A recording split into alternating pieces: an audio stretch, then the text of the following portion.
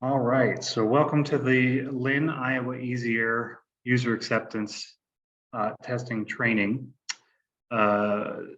This is specific for the Linn, Iowa Easier module, which is different from the Iowa Easier, which is managed by the DNR.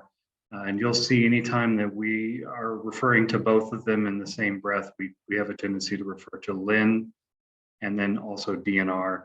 The whole system is referred to as Iowa Easier because it's all part of the same infrastructure. It's the same program. The difference is there's the statewide module and then there's the local county module. Our understanding is that based on our success here, Polk County may be rolling out something similar in the future for Polk County, Des Moines area that will also share data with the DNR's statewide system. Let's go over the agenda real fast. We are going to spend the majority of this training actually walking through the software. Everything is web-based. It's on the website. There is a link to the user acceptance training public site on our public participation page on our website. Given that you guys have signed up through the Sign Up Genius, I'm hoping that you guys found the participation page. But if you're ever in doubt of how to find it, just do a quick Google search for Linn Clean Air. That should, the first result should be linncleanair.org, and that will forward you to our new webpage, and you'll click on public participation. And that will only be true during the training section. Once this goes live, you will find links to Easier on our business and industry page. Although I do expect that we will be having some fairly significant overhauls to our website in the coming year or two. We will also be going over exactly what Easier is today. We're going to be going over how to create accounts, how to manage them. I want to walk you through some of the known issues that we are in the process of trying to fix. And then we'll have an opportunity for questions. Does anybody have any questions before we start?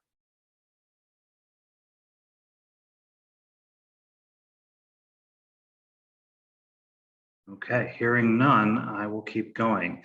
If anybody has a question, feel free to put it in chat, raise your hand. Tony's going to be kind of moderating a little bit. If it's a pertinent question that's addressing something we just talked about, we'll try to answer it on the fly. If it's a more overarching general question, we'll try to get it at the end. But there will hopefully be some opportunities there at the end. We'll have enough time at the end that if people want to see specific scenarios, specific forms, we will be able to kind of do things on demand. I know we have 2 hours blocked for this. It looks like a lot of information, but I think we can get through it pretty quickly, especially given people's familiarity with the DNR system. So Easy Air stands for Environmental Application System for Air. This is a GovOnline configuration. So GovOnline is an off-the-shelf configurable software. We essentially purchased a license, and the DNR purchased a license for GovOnline, and then Infotech, the contractor, configured the software into something that was specific for air permitting. GovOnline is a system that potentially could handle licenses and permits, a broad range of things. It has integrated modules for invoicing, payments, report tracking.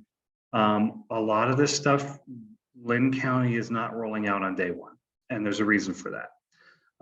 We wanted to streamline our initial rollout for 2 reasons. First, it avoids project scope creep, which anybody who's ever worked on a project and has a budget knows scope creep is a real thing.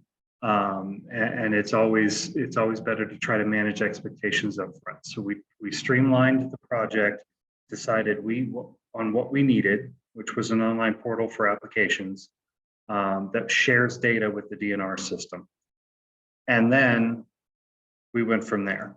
There are modules that exist for reporting, compliance, publicly posting applications and permits, invoicing, credit card payments. None of those are active in Linn Easy Air. Some of them are active on the DNR system. So there will probably be some confusion as to where reports go. But for Linn County, just know that compliance and reporting will still continue to be submitted to the compliance reporting -air at linncountyiowa.gov email address. Same place you've been sending it, that's not changing.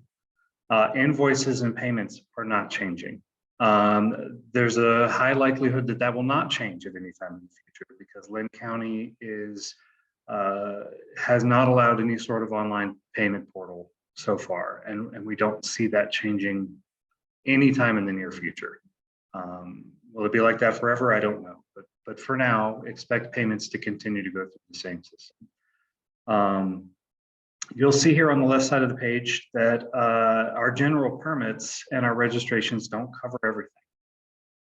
Again, we limited the scope of what we were looking at. We carried forward a handful of permits, general permit templates that the DNR had already created. We added the used oil furnace and large gasoline distribution facility general permits, and we added a small gasoline distribution facility registration. We have plans to eventually roll out the rest. There was some initial concern between the DNR and Linn County, especially for engines, right? Everybody's favorite thing, generators. Wouldn't it be great if we could have a generator registration in Easy Air? They were very complicated. The DNR was concerned about having an all-inclusive encompassing general permit within the Easy Air system. Based on what we have learned about rolling out our gasoline distribution facility registrations and general permits, I honestly think we could probably roll one out pretty easily. So I hope that's something we can put on the horizon, you know, for the next 2 to 3 years. But again, that's wishful thinking. We'll see if it happens. The data sharing aspect of this does not apply to every facility.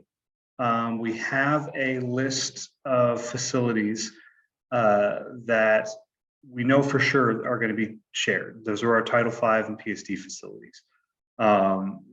The other facilities that will have data shared specifically will be ones that the DNR looks to have emissions inventory and slice.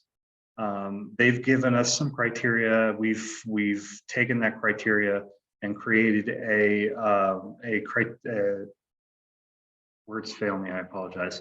Kind of an FAQ of how to figure out whether or not your data should be shared with the DNR system, and how to go about setting up that linkage.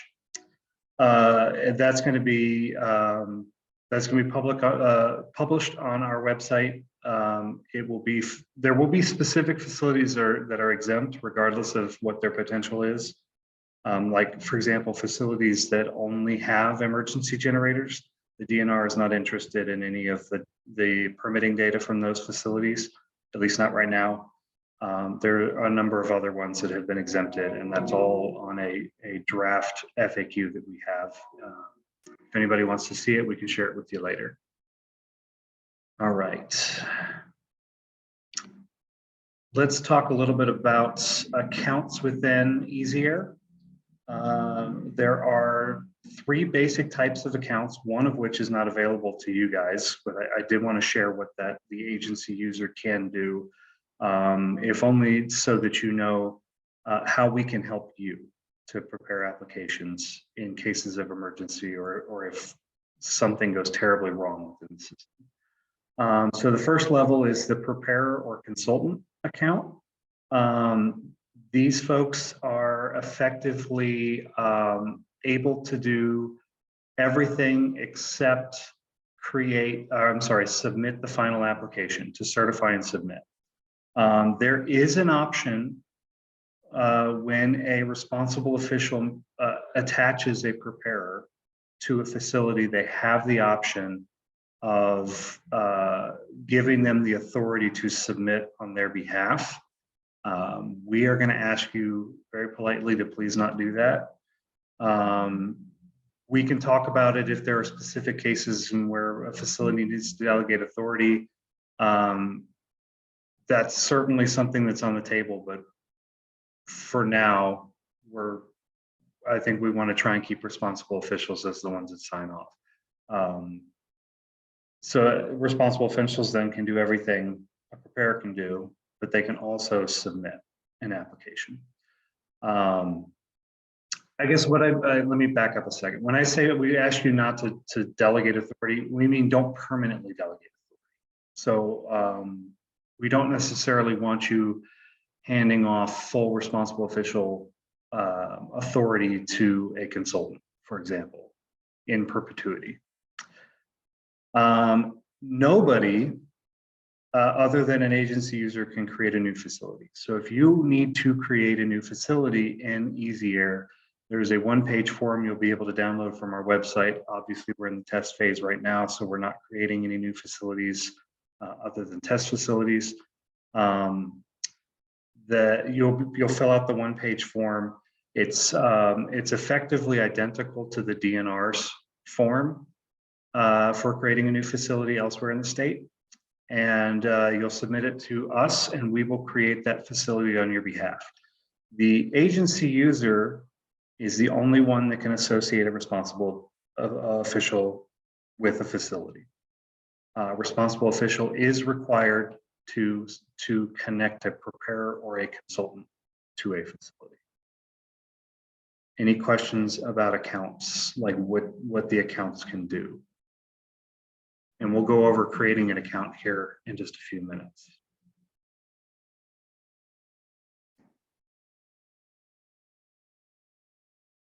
Okay, hearing nothing.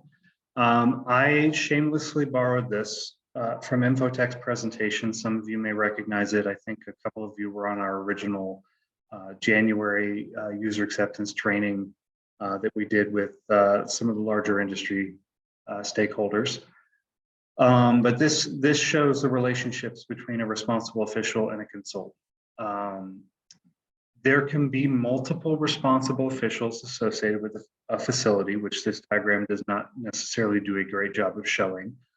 But the key thing here is that the consultants can be tied to multiple facilities. All of this permission is managed within EasyAir. So if you, for example, or John, for example, and from BP here gives Jack access to BP, and Tom also gives Jack access to Company X, that does not mean that John can now see, John being the responsible official, can now see Company X's information. It's pretty comprehensive in what is shared and what is not shared on how that permission is handled. And we haven't seen any, accidental bleed over, so you shouldn't have any concerns about that. Before we get started on the demonstrations, I want to go over a couple things that we have found, if only because it will save you frustration while we're going through this. When creating an account, if you start down the e-verified track and then you change your mind and back up, it effectively locks the account. The workaround for this is to then go to the login screen, type in the username you created, and type in, because you will not have been able to create a password by this point, you'll only have a username. Hit the forgot password. And you can then get back into your account that way using a temporary password. Not sure why that happens, why it doesn't let you back out, but we know about it. There's a workaround for it. One thing that we have found while testing this, another thing we found while testing this is that the timeout or logout happens sometimes when you're just trying to navigate between sections of the system. So save often. It's your best friend in EasyAir. We've been told that the live version of the DNR system is pretty stable in this regard. I'm not sure why our current build is not as stable as the DNR's live build, but we've been assured that this will not be a problem once this goes live. There is a pretty short timeout window, just normally. So inactivity for, I believe it's 5 minutes, will kick you out. So like I said, save often. That is a Gov online program-wide timeout window. We can't change that. It's frustrating, I understand, but I would say just when you're using Easier, cultivate a practice of either working in short stints where hey, I'm going to finish an EU today, I'm going to get that done, and then I'm going to go do something else, or get everything you think you need together up front and just crank through it all at once. We do have one scenario that where a submittal will fail to start the workflow, and that is when you are attaching emissions calculations and greenhouse gas calculations as file attachments. So if anybody wants to test that in the live environment to see if that's still a problem, I would love it. That would make me very happy. But just be aware that if you submit if you submit an application and you do not get a verification email coming through that you successfully submitted, it's because the application failed to trigger the workflow, and we want to know about that. We want to know about that application. It's all there. We'll be able to see it. We'll be able to review everything that's in it. But unfortunately, when the workflow fails to trigger, it kind of goes into limbo and we can't do anything with it at that point. But so far, that's the only one we haven't been able to fix. And then lastly, the data transfer. There's a couple scenarios that we have seen some issues, but Infotech is rolling out a fix. It's not in the build yet, where facilities that are Title V facilities or PSD facilities that are submitting applications in both systems, if they submit them on the same day, what happens is the DNR data overwrites the Linn County data, and the Linn County data overwrites the DNR data. The original applications are still in the origin systems, so it's relatively easy to recover the original applications. But we're working on a fix for that. Now,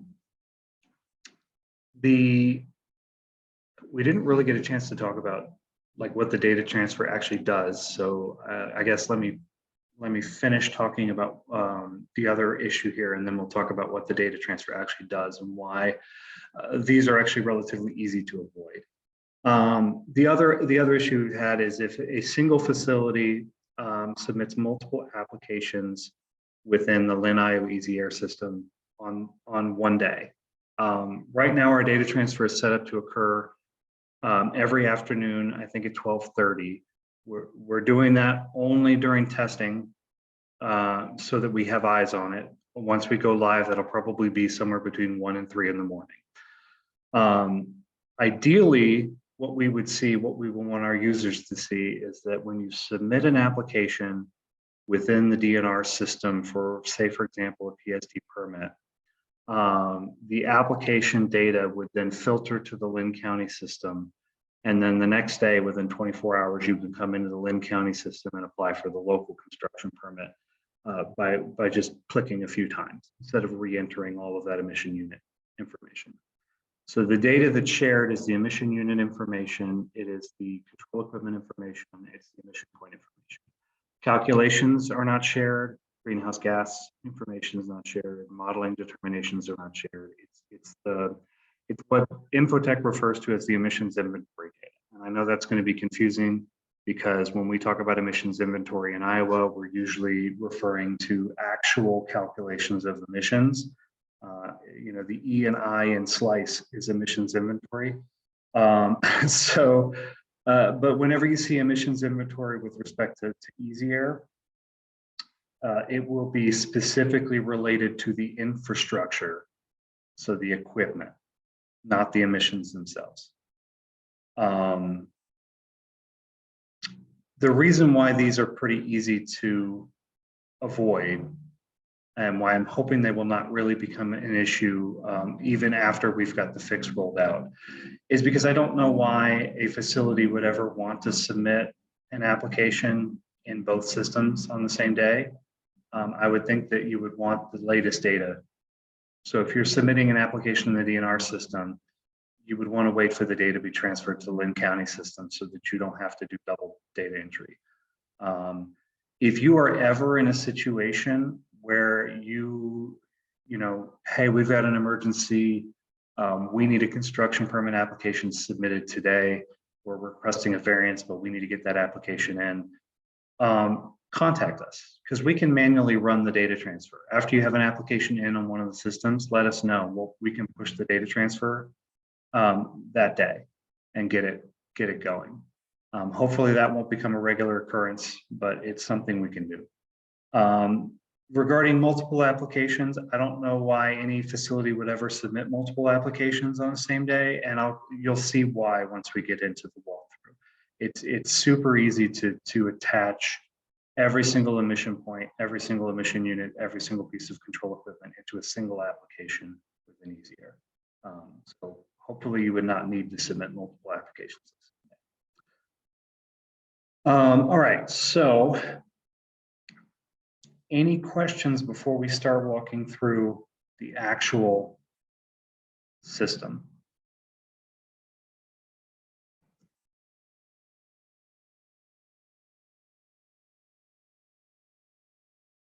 All right, I'm not seeing anything. I'm not hearing anything. I don't see any raised hands.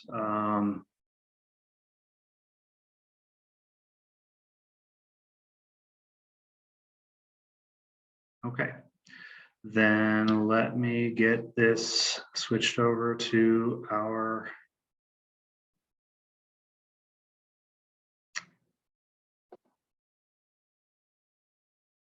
okay, so let's go over account creation first. I've created a couple of dummy emails. The system only allows a single unique email for each role. So, you know, when you're creating your account here, you will only be able to create one account per email.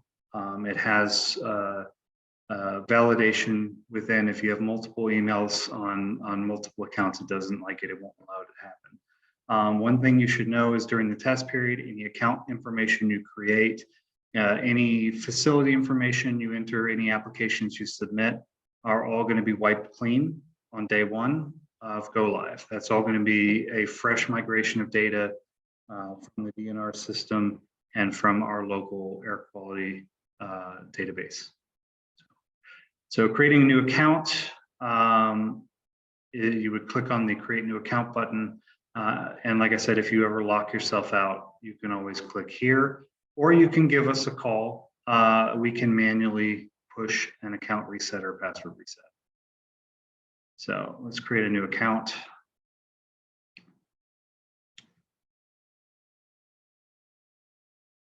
Their data validation is true throughout all of EasyAir. They're pretty good about putting the red asterisks next to anything that is required.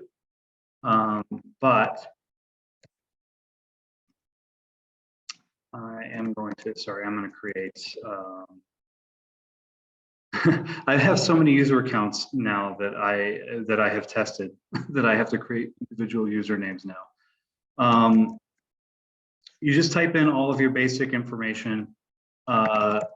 It's pretty straightforward, but anything with a red asterisk is required. So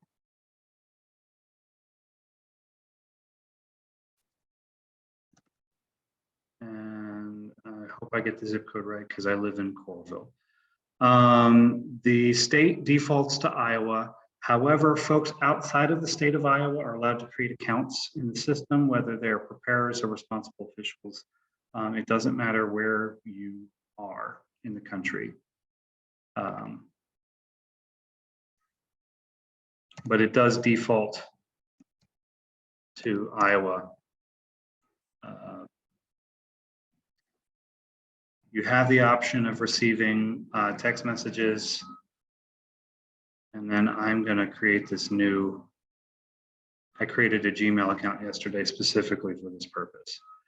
So once I click next here, it is going to save all of this information. It's going to run a data validation. If any of this, like for example, if the username has already been taken, or if the email has already been taken, it's going to throw up an error and tell me you can't do that.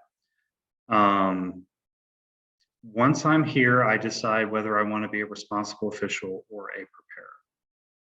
For the purposes of this testing, we are not checking anybody's responsible official bona fides, or bona fides, I guess is how it's pronounced. We're trying to test as much as possible. If there's a consultant or a lower level person that wants to test, but the company has concerns about them being considered a responsible official for this test, we can create you a test facility. Just send us an email at easy@linncountyiowa.gov, and we will create a new test facility specifically for you, or assign you to one of our existing basic test facilities that doesn't exist in real life. This submittal group is a holdover from the DNR system where they have multiple groups for each of these. You'll see that we only have one. Our system is much more simple than the DNR system. And that is because we do not have all of the reporting modules active in our system.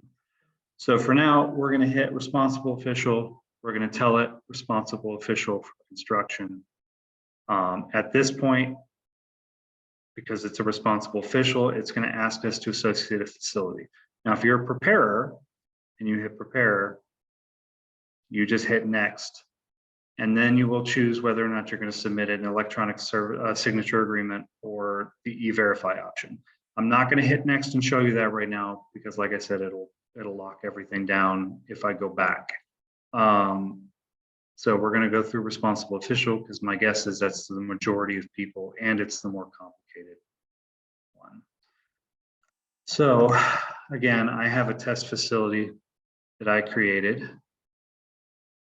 located here at Linn County Public Health. You'll see that you have the option of restricting which application templates any specific responsible official can have access to. That is a function of GovOnline because, as I have said, GovOnline is a broad system.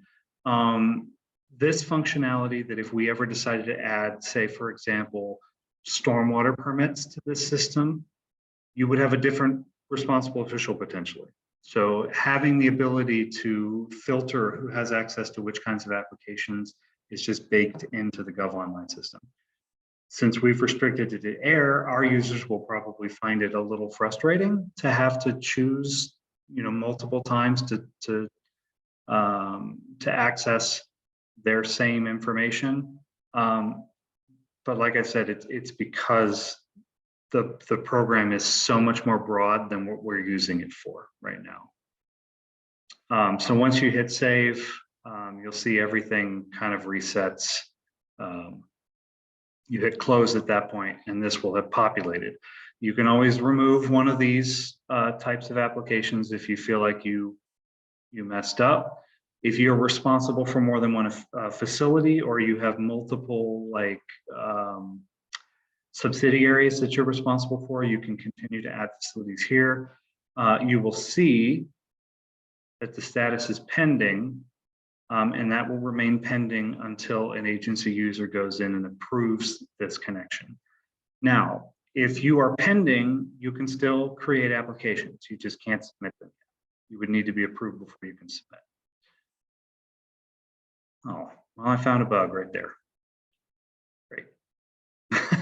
So I thought I had that fixed, but looks like that needs to be updated. So I apologize for that. Okay. Hit next, and it will save everything, and will take you through your secret questions.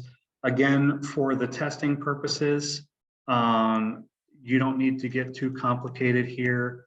Again, another bug we have noted is these should be blocked out, so you wouldn't be able to see what these answers are. This has been made, we've been made aware of it, and a fix is in the works. But once final go live, these will just be black dots. But like I said, don't get too fancy. This is a test account. It's going to go away in less than a month at this point. So whatever makes it easiest to remember your answers. You will need to answer one of these questions when you submit an application. All right. So if you proceed with E-Verify, which I'm not going to do online because it does require your social security number. What is that and what does it do? Okay, so E-Verify links directly with the Department of Homeland Security's E-Verify option. It's the same system, at least my understanding is it's the same system that TSA uses to do your pre-flight check verification, as well as a whole bunch of other agencies that use social security numbers to verify true identities.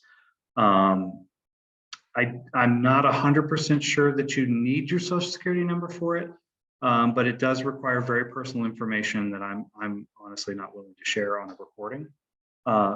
So I'm going to proceed with the ESA option. And like I said, in this test, we are not checking. You will not actually have to submit an ESA to proceed with this test. We will approve your account and move forward with the testing. Once we go live, we will need an ESA on file or a sorry, there should be an option to print the ESA, and I don't. Oh, there it is. We will be going forward with basically just approving everything now, but once we go live, we will need an E-Verify or an ESA for every responsible official. So the ESA, just so you can take a look at it. Oh, of course. I have too many things, I can't see it. Zoom takes up too much of my screen, I apologize. If folks want to see the ESA, when we get to the end, I'll pull up the file that we uploaded because I can't stop pop-up blockers right now because my whole screen's taken up by Zoom, so apologize for that. All right, so you should receive an email saying that you've created a new account. It will give you a temporary password. And this is what I was saying, if you went down the E-Verify path and you back up, you will not get this new account notification. So you will not receive your temporary password. And that's why you would need to recover it. So just copy and paste that in and log into the system. And it should prompt us immediately to create a new password.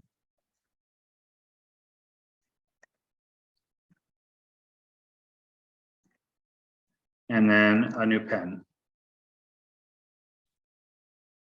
Again, pick something easy that you will remember for the test, and then something secure for once we go live. Because the account information will be wiped out, feel free to use the same. Feel free to use the same account as account information. Excuse me, for both if you feel like your information is secure. And then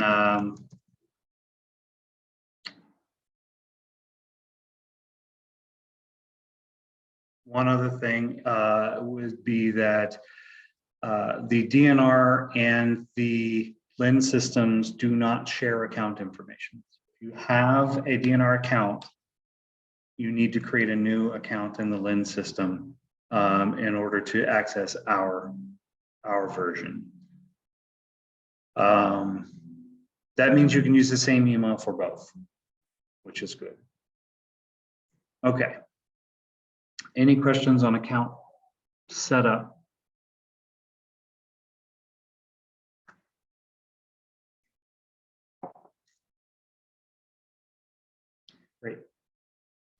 All right. Okay, dashboard that you land on is pretty straightforward. In the middle of the screen here, if you have any milestones that are coming up, it will give you a prompt here. It'll tell you a date. It will tell you what the action is. With the way that we have configured Easy Air and the way our applications work, once you have submitted an application, you should only see something here if we return the application to you for more information, or if we send you a message asking for more information.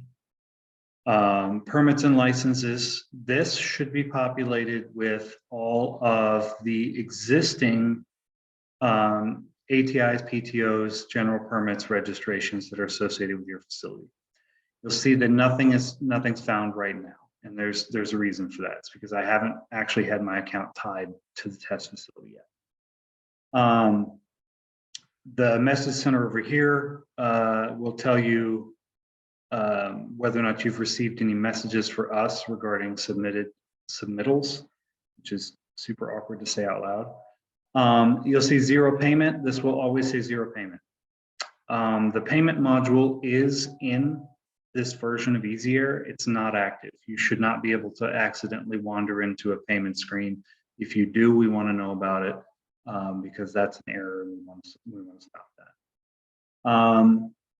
We have a couple of quick start options here. Apply for new submittal or submit a non-permit report. You will never use the submit a non-permit report in the current system because we are not accepting any compliance reports within our system. So please do not submit any. The options here, you can hover over them and you get a couple drop-down options. And then over here on the right, you can log out some help. For some reason, Zoom has put a giant black bar over the right side of my screen. So great. Jason, All right. we got a question here. Yeah. Will the obligation section send an email, or will you have to actually log into Easy Air? It should send an email. You should get a notification every single time Linn County responds within Easy Air to your permit application. And you should also receive an email every time a permit works through the next step of the workflow. So you should be aware of where your permit is at all times if you're paying attention to these emails. Honestly, my guess is that like most users, you'll probably look at them, see, okay, it's, identify that it's just an automatic email that a permit has moved from the administrative review to the technical review. There were no problems, no action required, and then delete it. But every now and then, we will be contacting you for more information. As of right now, I don't think we have any plans to exclusively contact you through Easy Air for additional information. Email seems to be a pretty good way of us getting a hold of folks here. That might change in the future. We have the option within Easy Air to do it. But unless we're returning the application to you entirely because of an issue, or you've requested us to return the application to you to fix something or to update information, then I would think email would be where you would want to be looking for it. But that you should get an email regardless. All right, account. Let's go over account information first before we get into submittals, because then we can roll straight into actual in-depth looks at our other things. Basic account information, you got multiple tabs here. This is all the same information you submitted in the original account creation. You'll see that there's no results found for E-Verify. That's because we can go through that side. You have the option here under address information to, if you have a different address from where the facility is located or property is located, you can add an additional address here. One thing to note is when you are changing tabs here, unless you click save information, when you change the tab, it will wipe out whatever you've done. Associate facilities as a responsible official, you will be able to manage your facilities here by adding or deleting them. To add another facility, you would just click associate facility and then type in search, and then you could add. And again, it will kick you into a pending status until a facility, an agency user comes in and verifies that you are in fact the responsible facility. There's another error. Great. Okay. You can change your status as a preparer or responsible official. You can convert your responsible official to a preparer account and vice versa. When you do that, it wipes out all of your associated facilities and you start from scratch. At least it's supposed to. So if you ever get in a situation where you are no longer the responsible official, but you're going to continue to be a person that prepares applications, you can do that without creating a new account. And like if you get a promotion, you're going to be the responsible official. You can upgrade your account without creating a new account. And then finally, the attachments, if there's anything in particular you want to attach, you can. Do not upload specific documents for applications here. Those will be attached in the actual submittal. But if you wanted to upload your scanned electronic signature agreement here to expedite approval, you could do that. Password and PIN updates can be done here. You can change your security questions here. Pretty straightforward. Each of these has a drop down of multiple options, so don't feel like you're stuck with these. The responsible official has this option to manage consultants and preparers. So for example, if I wanted to associate my preparer account, I think it's this one. You can set effective dates and you can set end dates. So if there's somebody who is going to be a consultant for a short period of time, you can do that.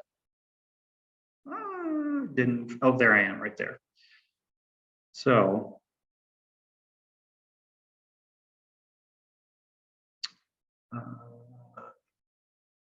man, that black bar on the screen is blocking everything on the right here.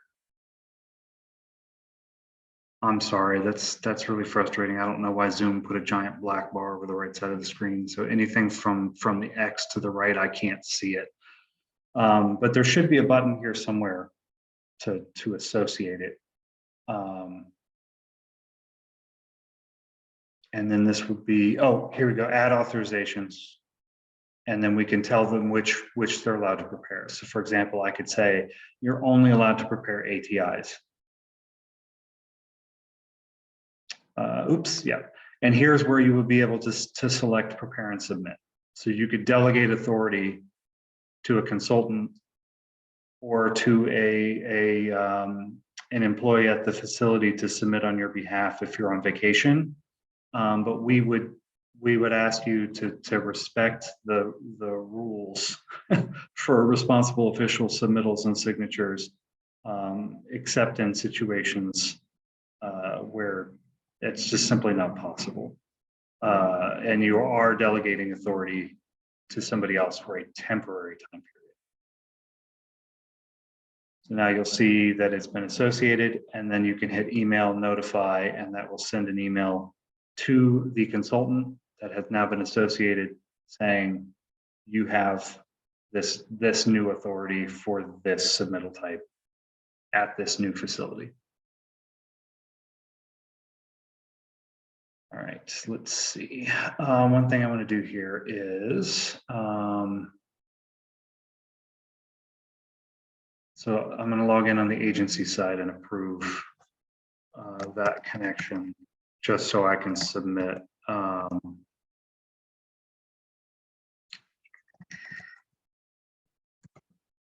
see if I can remember my login. There we go. All right, so you can see here, I see one RO account pending approval and 9 RO facilities pending approval. So that's my test account. I can approve it. And the nine things that it is talking about are those attachments. These 9 things. So I can select all. Update status to active. So now over here, when I come back, it should show up as active instead of pending.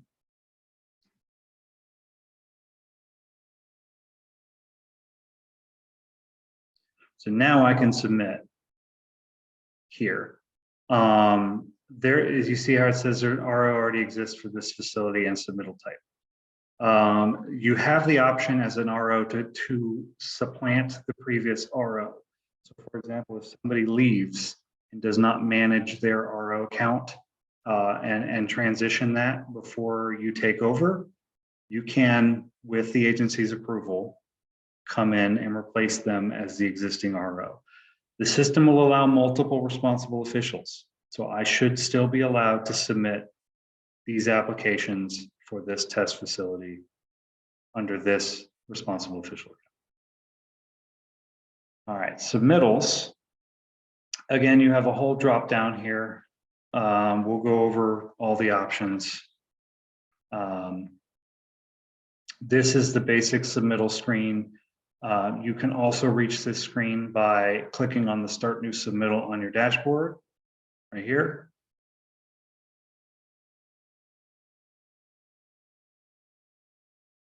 And then if you were ever to accidentally click that report, you'll see there's a drop-down menu here. If you accidentally ever click that report, it would drop you on this screen. We don't have any reports that have been created in the system because we're not using it. We also do not have any fee or invoice or other. So if you ever end up on one of these other screens and there's nothing there, just navigate back to permit and license, hit search, and it will load you back into our template screens. You can change the way these look by clicking on this here, but they will always be alphabetical, which can be a little frustrating because, you know, if you're using all of them, which most of you will not need all of them, ATI and PTO, you know, are typically associated with each other, but they're on the opposite ends of the list here. So I would recommend that you only select the application templates that you might actually use at your facility, because it will limit what you can see here. So if, for example, I did not select all 9, I only selected ATI and PTO, I would only see ATI and PTO. You always have the option of adding a favorite. And once you have a favorite added, you can click on favorite submittals, and you'll only see your favorites. Again, this is because GovOnline is a broad-reaching, overarching system for licenses and permitting and other government documents across entire agencies, and we are using it only for air. A lot of this seems like overkill, but if we were managing multiple programs within the system, these tools would be very useful.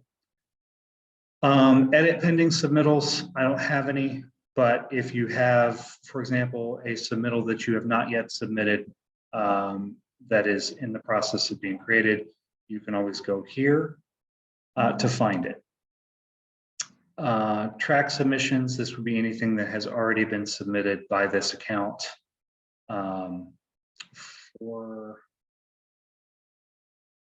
It's for the facility, I apologize. So you'll see that previously as a different responsible official, I've tested all of these different applications in various degrees. So you can always view them and look at what's in them. And then you should be able to copy. For example, if you really wanted this exact same application, but you only wanted to make a minor change, to one thing, you copy submittal, it would create a new submittal, but it would copy everything in.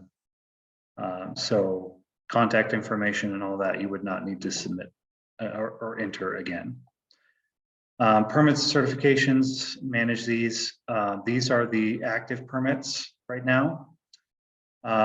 These are 2 permits that I approved specifically for testing purposes so that you can see these. You can see from here that you can choose an action. If you click on modification and hit OK, it will start a new submittal for this particular authorization to install.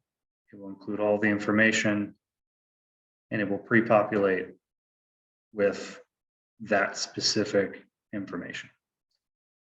Now, if I go back to my dashboard, even though I haven't saved that, oh yeah, you'll see these 2 now appear in my permits and license section, whereas before it said 0. Well, that's because I'm now associated with it. You can see that this one no longer has an action available to it. And that's because I've already started a submittal.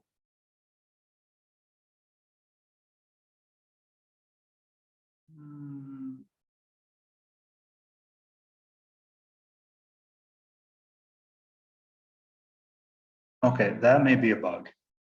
Because I believe that should show up as a pending submittal at this point. But that's okay, we'll start a new submittal. Anybody have any questions about navigating around before we start digging individual applications and forms?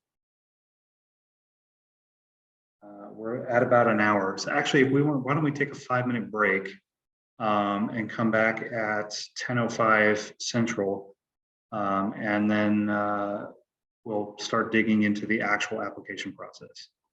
That work for everyone?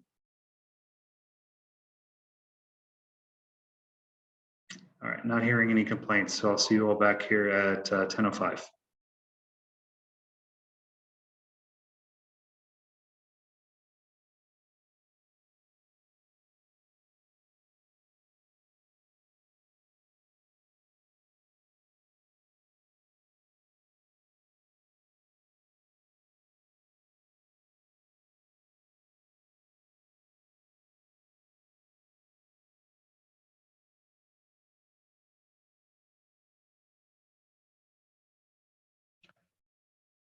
All right, welcome back.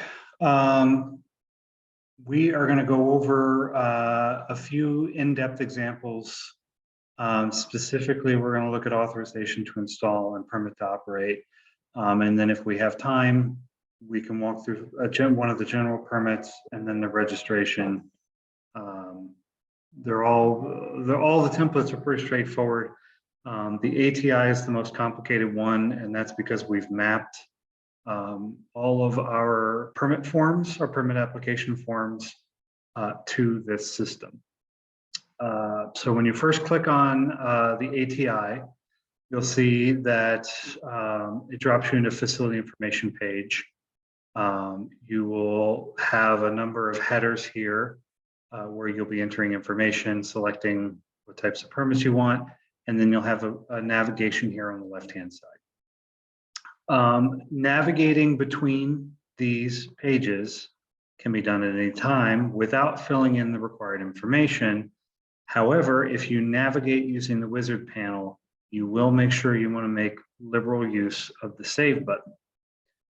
Because whenever you click on a new form here, any information you have entered that you have not saved will be wiped out. Same with the previous button. So you'll see here, down here, you have a save and next. This is the first form, so there aren't any previous ones. Both the save and next button will save all of the information on the page and trigger any data validation rules for the page. If you navigate by the wizard, data validation is not triggered, save is not triggered. If you use the previous button, data validation is not triggered and save is not triggered. So if you have finished a page and realize you need to go back and fix something, and you hit previous without hitting save, you'll lose that information. I do believe it warns you before you leave, but we can test that here in just a second. All right, So what makes easy air easy? We have a whole number of possible options here. You'll even see prevention of significant deterioration projects. The reason we left that on there is because we do have a number of facilities here in the county that do these permits. And if you select this and make it through all of this, there will be a data validation rule that pops up and says you cannot submit a PSD project in Linn County Easy Air. You have to go to the DNR's Easy Air system. And you also get this message. So we understand that there's some overlap and there may be some confusion at first about which projects get submitted in which systems. And so we're hoping we can put some guardrails up to prevent people getting too confused. The most likely that will be used here will be new, not yet constructed, new, already constructed, or modification. You notice these are checkboxes. You can click any number of these that you want. So if, for example, if you are including an as-built application along with a new application, you can do that. If you are submitting a construction permit for something you're about to put in along with a modification of an existing piece of equipment, you can do that too. Your drop-down menu here will show any facilities you as a responsible official or preparer are associated with. You'll see down here that it populates everything, current billing status. The current billing status honestly is irrelevant right now. We are going to try and do our best to make sure it matches up with the facility information that we have, but because we're not generating invoices with an Easy Air, it will not affect you at all. The facility number here is the DNR facility number. So this one does not have a DNR facility number assigned. So as of right now, it's a placeholder. Not every facility will get a DNR facility number, as we talked about earlier. We have some rules on that. The contact information does not pre-populate. If you have the ability to fill it in with forms on your browser, you can certainly do that. You can always check boxes here where they're available saying that you can match the information. So in this case, the permit should be mailed to the same as the facility contact. The facility contact address, or I'm sorry, equipment location address, same as facility address. It should populate. Mailing address, same as facility address. If it's different, plug in whatever you need it to be. This information is almost directly mapped from our ATI FI form. So it should be relatively straightforward, but there is a little bit of information that comes over from some of the other things here. So for example, do you want to review the draft permits? Yes or no? That comes over from the ATI. Is the equipment portable? That's not, as far as I remember, that's not on our ATI form. This came over from the DNR system. But every single application has this question on it, yes or no. The last question here, the last major question here, application prepared by a full-time employee of the company. If you select yes, the bottom section here becomes optional. If you select no, you'll see that all of these become required. So I'm going to hit save and I'm going to hit next. And I'm going to show you. So it says saved successfully. Data validation did not find any problems in terms of rules, but it did show that I have not plugged in any information. This Iowa PE number does not link directly to the this validation website. So I could plug in any number I wanted and it would take it, it would accept it as of right now.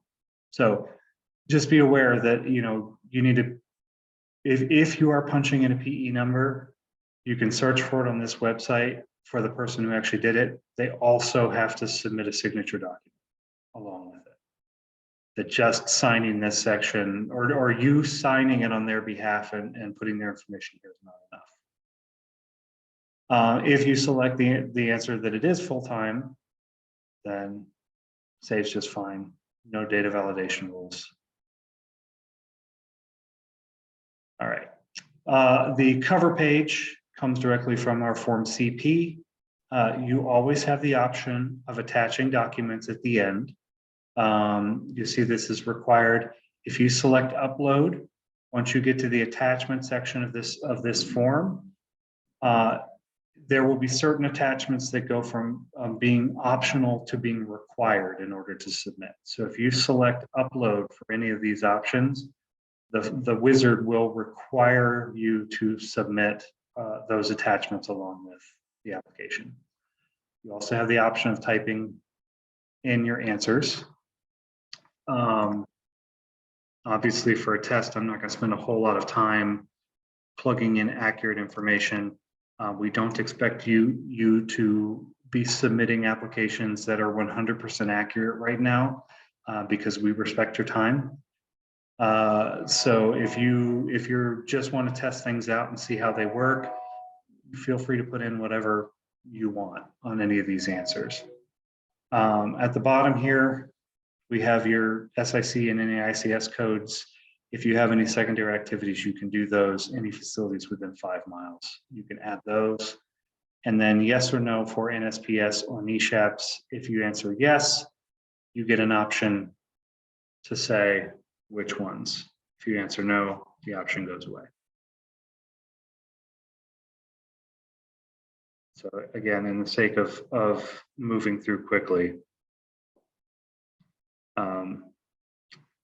I'm not going to hit save this time. I'm going to hit next to show you that next does in fact save. So if I now go back to previous, all this information is still here. All right. The forms that we use in Linn County and in the rest of the state are very built to suit. This is where the application wizard allows you to expand your application to any number of emission points, any number of control equipment, any number of emission units that you want to submit with this application. The reason it walks you through emission points first is because the emission unit form and the control equipment form are going to ask you for links to the emission points. And so if you jump ahead to control equipment and try to fill out and save control equipment, it's going to throw you an error because it wants an emission point ID.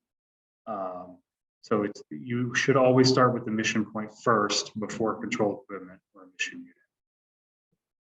All right, this is a table that's created once you start adding emission points.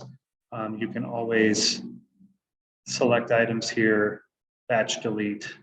I don't know why you would want to do that. You should probably always talk with us before you start deleting emission points.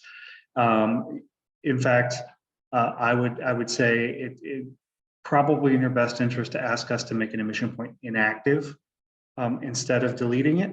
If you make it inactive, it will not appear on this table. So it won't clutter up your screen, but all of the data will be saved. So if there's ever a concern about retention of information, you don't want to delete it, you can ask us to just make it inactive.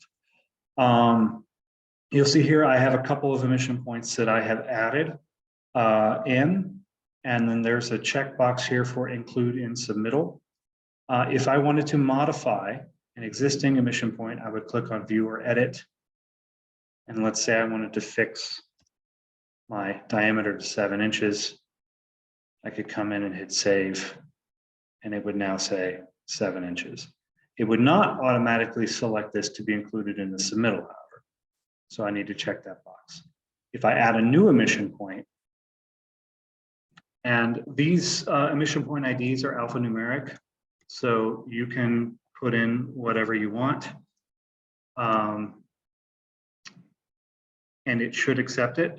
There is a number of a character limitation on the number of characters you can have. I believe it is 32. But if anybody wants to test that, I would be very happy. So let's just throw in some random numbers here so we can keep moving. Go with ambient. And 500 is a nice round number. If I click close right now, none of this information will save. This will go away and not be submitted to this table. If I hit save, it adds it, and you'll see because it's a new emission point, it added it directly to be included in the submittal. If I decide I don't want to include it in the submittal at this time, I can choose not to, but just know that the official database set that the agency can see and that the user will be able to see on the public side of this will not include this emission point. It has to be submitted into our system in order to show up in the emissions inventory form under the facility information. If I mess something up there, I can always go back and click view and edit. So like, oh, that's supposed to be 3. Cool. Let's save that, fix it. Again, next saves everything and moves you on to the next page. I do not have any control equipment yet here, so let's add some control equipment. There is a broad range of things that you can select. These are based on the various Form CEs that were created by the DNR and Linn County. We will just choose miscellaneous for now, just to show you that there is a whole secondary slew of specific information that you can choose for this. Bag house is pretty generic. We're going to go with that because this is made up. Again, this is alphanumeric, so it can contain letters. Manufacturer and model number are optional. You don't need to include them. I know a lot of folks want to keep that information confidential. Date of on-site installation. This is required, and I know this can be difficult for folks that are submitting construction permits for equipment that hasn't been installed yet. So make your best guess on when you think the installation will actually occur. If it's a modification, you can put the actual date of installation and then the date of the most recent modification, or when you expect to complete the most recent modification. If you select yes for capture hood, it will prompt you to enter a capture hood efficiency. If you select no, it will assume 100% of the emissions from that control equipment, or rather from the emission units, are going through the control equipment. This is an opportunity to describe your control equipment in more detail if you want to. And then your performance monitoring metrics down here. So pressure drop, no VE monitoring, and let's say 0.1 to 4.0 inches water. If you are including the manufacturer's engineering specifications, which we do ask for most control equipment, specifically filter specifications for bag houses, you'll want to hit yes. If you hit no, we may come back to you and ask you for that information anyway, so just be aware. Yes will now make this a required attachment on the attachment section of the application. At this point, we can associate pollutants by searching for them based on a code or by a name.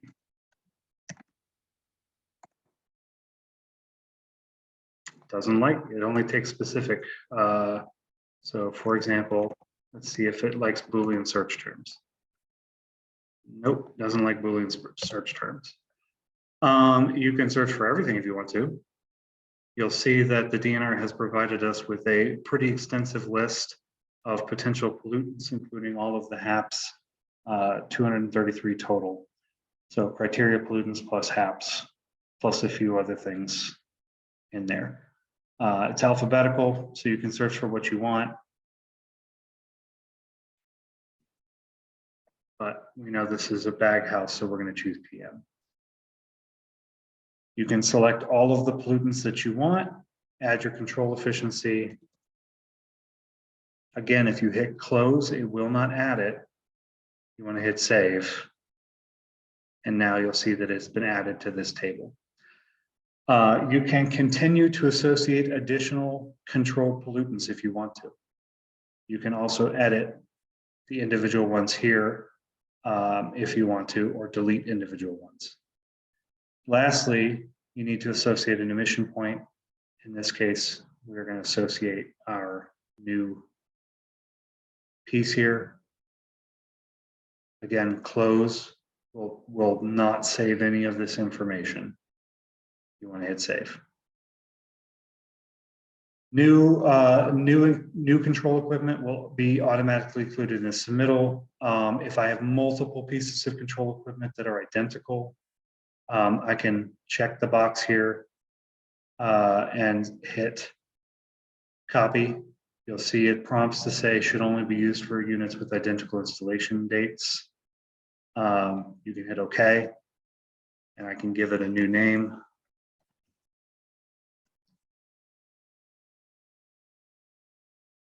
And it will create it for me. Now I can go in and edit and change the installation date if I wanted to. Sorry, my Zoom controls are getting in the way of my, my menu options.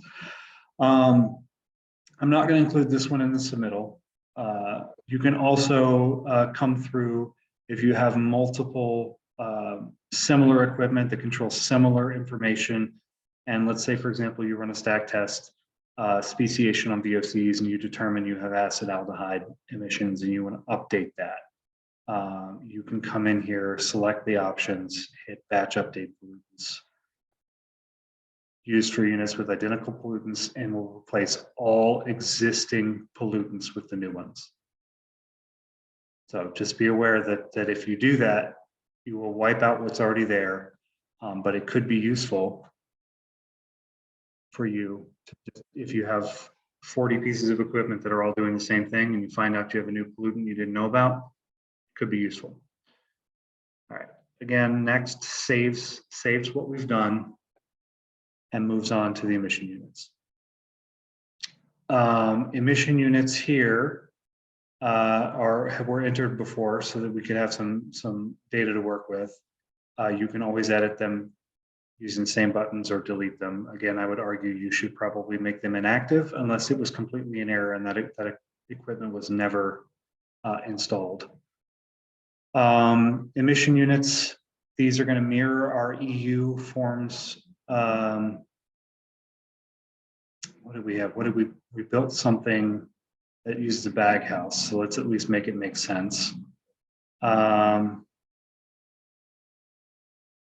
make it a grinder. Why not? Date of on-site installation, not required, but if you have it, that'd be great. Also want to point out that if you do not select miscellaneous, that option is not there, and all of your subsequent options are specific to piece of equipment that you selected. And all of this information should mirror everything that's on our existing forms. So back to our grinder. All right, I'm going to call this machine unit 4. It's called grinder. It's new. Again, you have the option of including manufacturer model number. You are required to include the maximum nameplate capacity. 5 is a good number. And then units. All of these came directly over from the VNR system. There are, let's call it 5 pounds per minute, sure. Maximum process design capacity, if different, this is the same option we have on our emission units. Again, it's optional. This would be if you wanted if you were bottlenecked or if you had another restriction below. Material process is required. If you are requesting any limits, if you select yes, you'll be prompted to tell us what limits you want and for which pollutants. So in some ways, this is much more useful than our form that we have for you have the option of including any additional information you want us to have. This is a description of the process, and then you are not required to attach a diagram right now for process flow.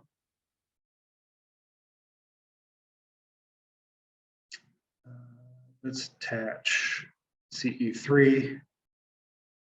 And again, we go back to the original emission point. I don't know why it's drifting like that. I wonder if that's so now you'll see that everything is now associated. And of course, my zoom controls are in the way again. So save, and this adds it to the table. Again, it automatically includes it in the submittal. All right, emissions calculations. The emissions calculations here can be attached. If you have your own spreadsheets that you want to use, you basically can say, I am attaching these via calculations as attachment. And you know what? I don't want to attach any individual pollutants. I just want to hit save and close. You'll see it brings it in as for emission point ID, but there's no actual calculations. But let's say, for example, that this is pretty basic.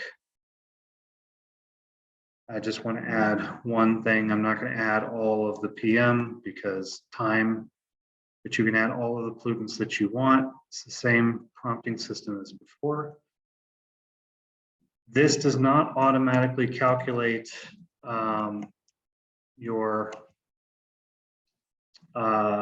it does not automatically calculate through when you fill in this information. So this is almost identical to our paper forms. There's no data validation here to check to make sure that your math is right. Also should note that you can select from the drop down or you can type it in. And then, so you'll see that I can now say that, which obviously is not correct, mathematically is not true, but I can hit save and it will carry through. So check your math before you punch it in. The system won't check it for you. Emissions inventory, again, you have the option of attaching this as a document. It basically makes all of this go away, cannot be attached. You can also create this table internally. So you can see I've already created an emissions inventory line for emission point 1. I can add now emission point 3. All right, what did we say, June 30th? It doesn't matter, I can put in the wrong date, it's not going to check it. These forms mirror our paper forms.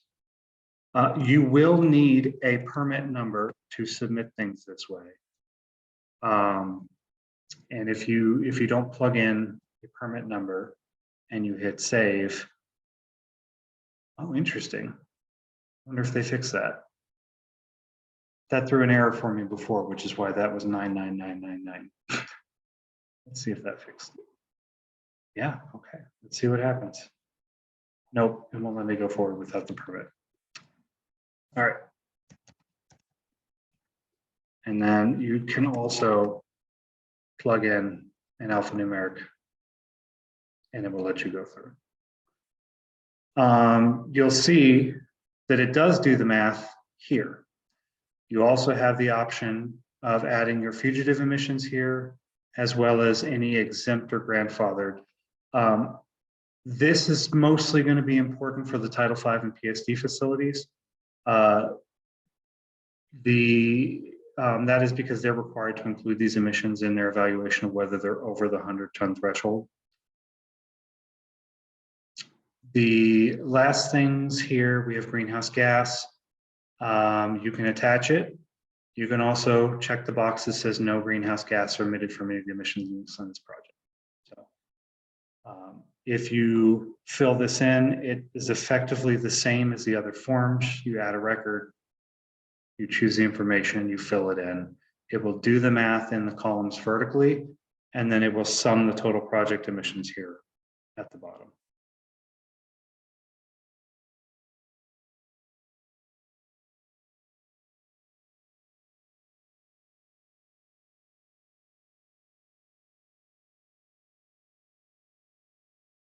All right, modeling determination. Let's say I don't want to do a model. All right, if I hit no, it's not going to prompt me through anything. Now, as you saw before, my emissions inventory had me over 100 tons of emissions, 87 on this project. You see, it doesn't check you. It's not, the data validation is not going to check to see if you really should be modeling or not. But you can choose yes and come in and add your, what did we say, it was 1 pound per hour?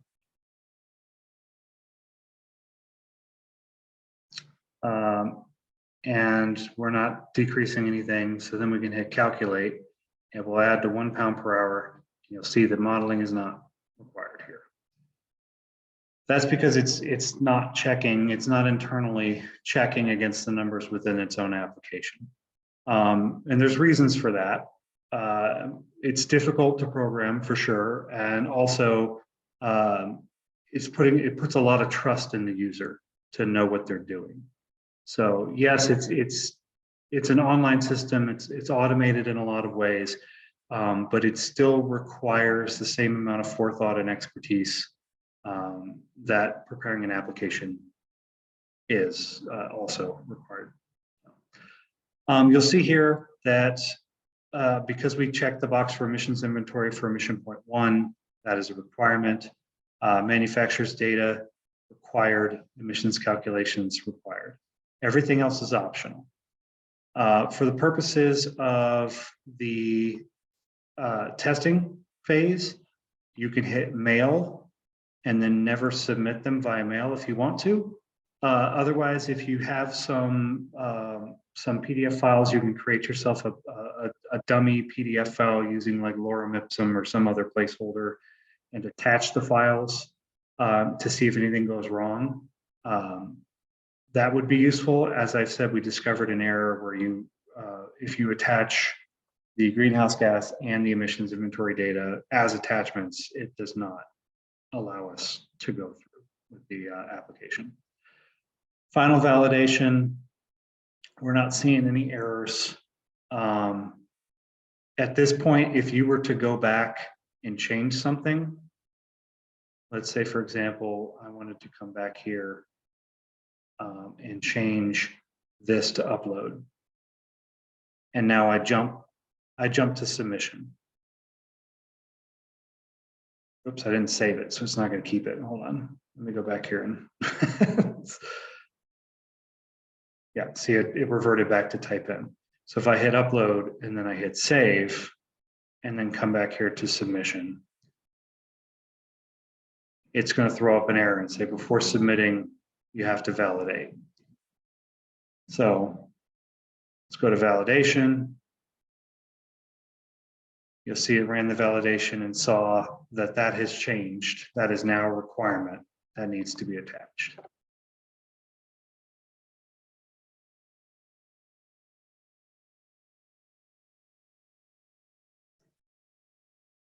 Everything's in the green.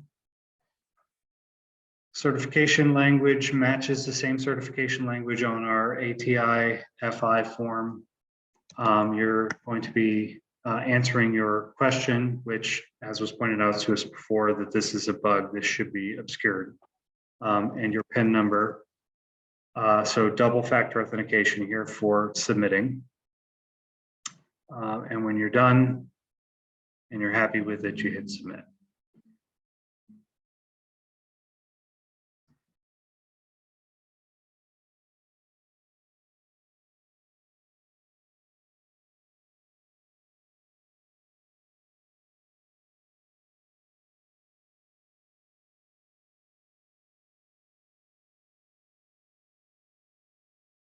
One thing to point out, I know Infotech has gone over this in some of their trainings. I know DNR has gone over it on some of their trainings.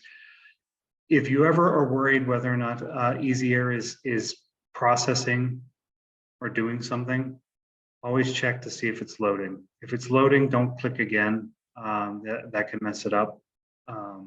But every now and then, things will go through more slowly than normal. So I should get an email here in this dummy email that I created that says that a submittal has been made. But there's also a submittal ID here, and you can always go back to your dashboard or your submitted list. You can now see that this new submittal was put in. It's considered partial because there are attachments that have not yet been received. So if you had attached everything online, it would show up. It should show up as submittal and not partial, but that's something we've been trying to pin down on exactly why this partial word gets activated in some cases and not others.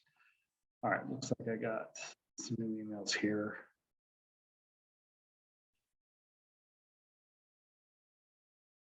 No, maybe they went to spam or something. Wow, I'm already getting spam. I just created this yesterday. That's crazy. All right.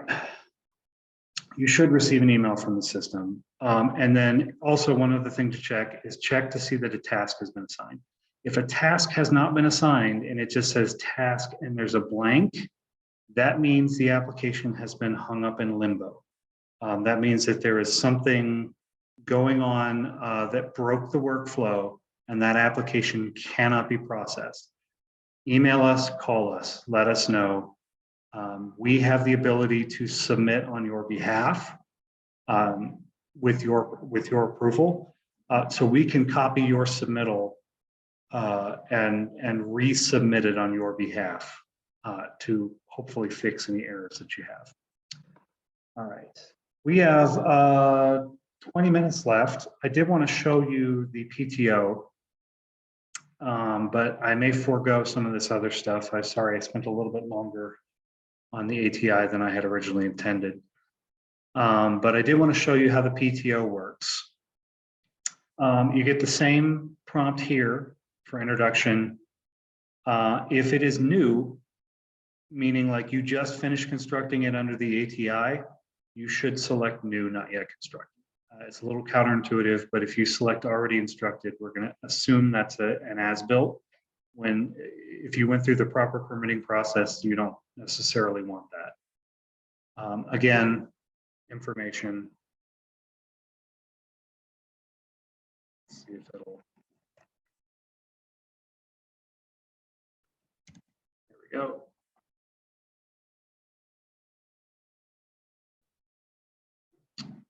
So it's going to ask you the same ATI-FI information, which we do not require typically in our PTOs. But because we adopted this system from the DNR and we wanted the data to be transferable back and forth, we maintained a large amount of the original logic because we did not want to run the risk of breaking the system in such a way that the data could not be transferred. You'll see here that this now prompts you to enter an authorization to install. If you have submitted an application that has not yet been approved, you won't have a number here to pull from. If you have an older application that was submitted before Easy Air was created, the ATI won't be populated. You'll have to select other and then type in the number of the ATI. Only authorizations to install that have been approved within Easy Air will show up on this drop-down list. I know that's frustrating, but we're working within the limitations of the program here. So I had a previously approved ATI,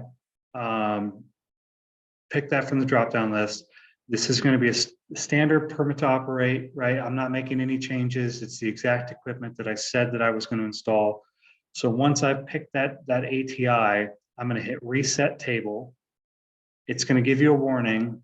meaning any changes that I have made in this instance of this application will be lost.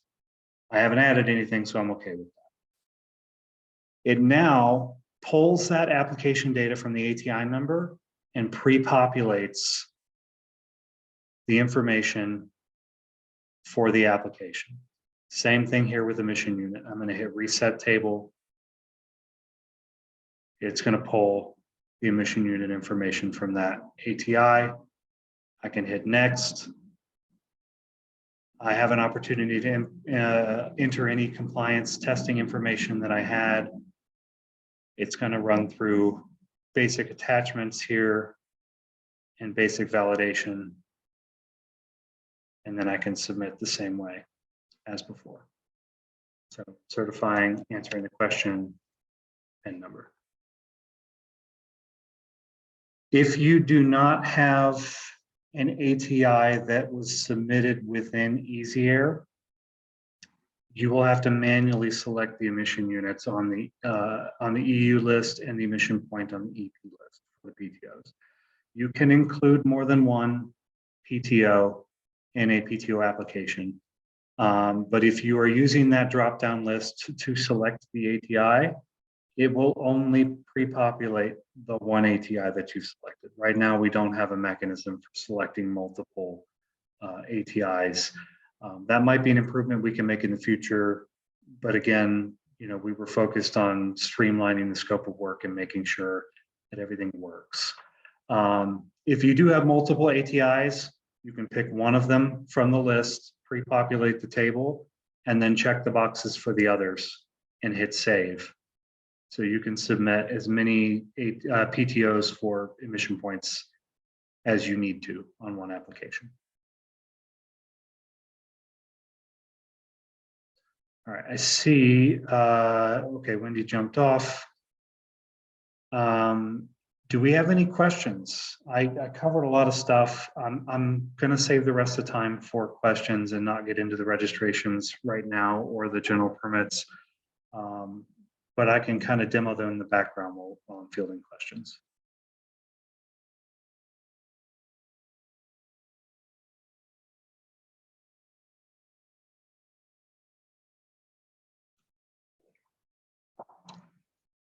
Hopefully everything looked very similar to the DNR system because we literally got their permission to take it and build off of it and use it for our own purposes in order to make it in such a way that the systems can talk to each other easily.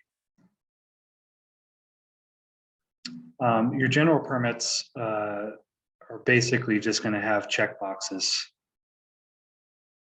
It's going to be very similar to the forms that you filled out for the general permit templates that are provided on paper.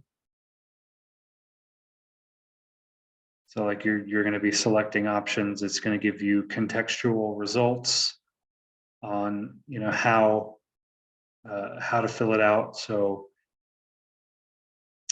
should be a little bit easier than the paper versions. Those look really squished on my screen. Hopefully they look better on yours. Actually, they won't because you're seeing my screen, aren't you? But you'll see that they're just copied images directly from the permit templates. You would just read through, read everything, certify that you've read the requirements.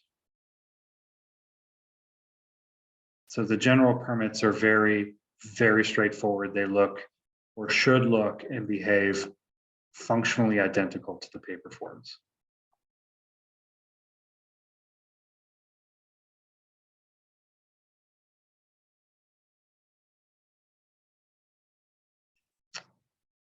And this section, the plant specific, this contextually changes based on what selections you made on the previous page for this particular template.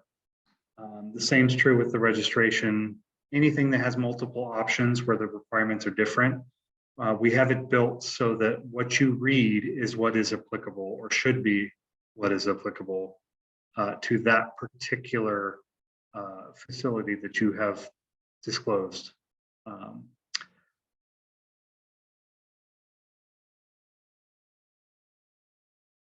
I'm not hearing any questions. I find it difficult to believe that I explained everything perfectly.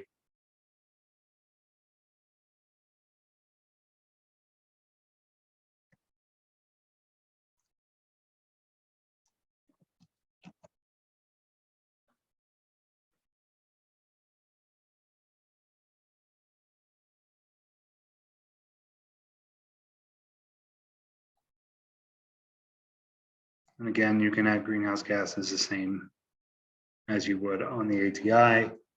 We will sum the total emissions for you here at the bottom. For simplicity and time's sake, I'm just going to check the box. No option for attachments on most of the general permits. Basic data validation is checking on whether or not you checked each of those boxes that you read each of the sections. And then the certification language is specific. It comes directly from our hot mix asphalt, in this case, hot mix asphalt general permit form.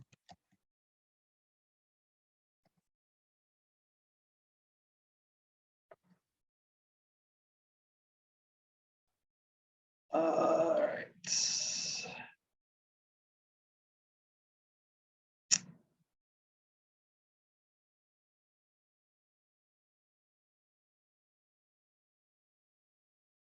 Trying to think if there's anything else I want to show you in the last 10 minutes. We are doing in-person training.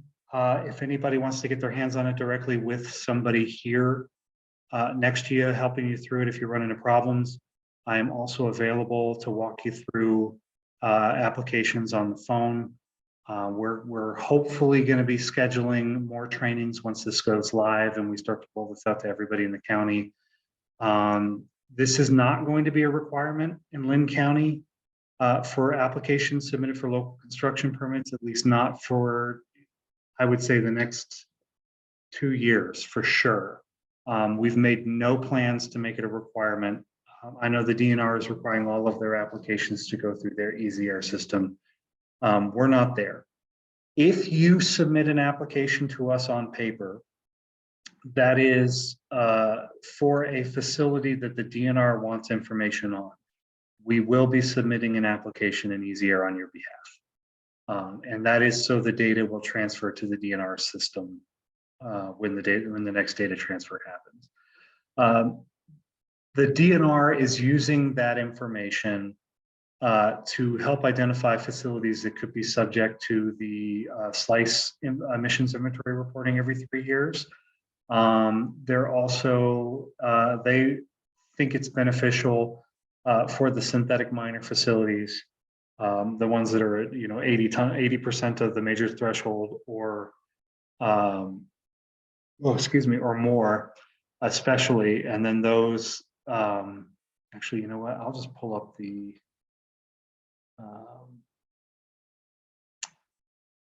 I'll just go ahead and pull up the document that we have,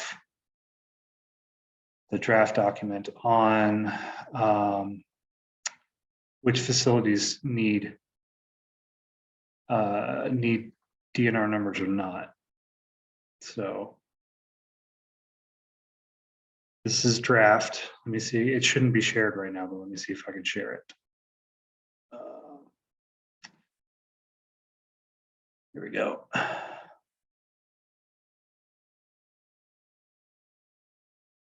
All right, you guys should be able to see a Word document, correct?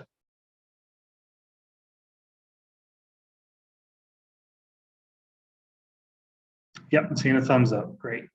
All right, so this will be finalized before we go live. You'll see that we've identified this as just Iowa Easy Air. That's because it is talking about the data transfer, and it's not going to be specific for Linn County. And the only reason it'd be specific for Linn County is because you're located. But it's going to be data that's shared with the DNR system. We start off with exemptions and categories that the DNR has told us that they do not want any of the data for. So if you're subject only to small bulk gasoline plant general permit, for example, the DNR doesn't want your information. If you are a sand or rock wash plant, regardless of whatever permits you have, they don't want your information. Gas stations, If you have no permits and your facility is exempt under the Linn County Code of Ordinances, you're not required to get a DNR number. So these are broad categories of who doesn't need it. And then we go through some specific ones on who absolutely needs it. And then we have thresholds for the synthetic miner facilities and minor facilities. So synthetic miners are based on the potential to emit. Actual miner area sources are based on actual emissions thresholds. And these were provided to us by the DNR. And we incorporated them into this document. The DNR has reviewed it. If you have any comments on the document, we'd love to hear them. I'll try to get this posted onto the website today in a PDF format so that you guys can look at it and maybe offer some feedback on whether or not you think a specific category should or should not be sharing data. But these are not set in stone. Some of them are, obviously the PSD and the Title V facilities, they're going to want that information for. But I think we're open for discussion on thresholds for the others. So if you have a good reason why a threshold should be different, let us know. And I'll get that posted to the website today.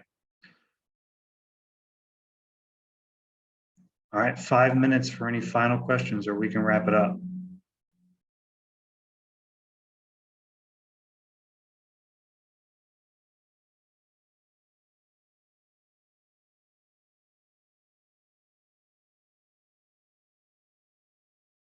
Okay, well, like I said, we're available. Contact us at easy@linncountyiowa.gov. You can also reach out to us independently, individually, if you want to. We're a small department. You know, Tony and myself handling most of the permits. So we'd be handling most of the easier conversations. We're also going to be running a lot of the application information through Jennifer Post, who is our administrative assistant. So once she's fully trained up on how the software works and we're live, she's going to be fielding a lot of the basic questions, but she'll still be forwarding the more complicated questions to Tony and myself. If anything comes up and you can't figure out why something happened, please let us know, because there's so much of this that Tony and I are now doing a certain way because that's how we were trained to do it. So please try to break the system in ways that we couldn't imagine, so that we can make it better.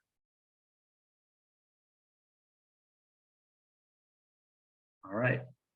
Well, I'm going to stop the recording. And like I said, reach out if anything comes up. Appreciate you all from being here, and hope to get some applications from you guys soon. Oh, I do want to point out that in order to test the data transfer, we do need applications submitted. So I know some of the feedback we gotten previously from other individuals was, hey, it works like the DNR system. You know, I don't see any need to submit. It looks fine. It looks great. Please submit, because we can't test whether or not our algorithm is grabbing the right data for data transfer unless we get application submittals. Right? Thank you so much, and have a great afternoon. Oh, wow, it's morning.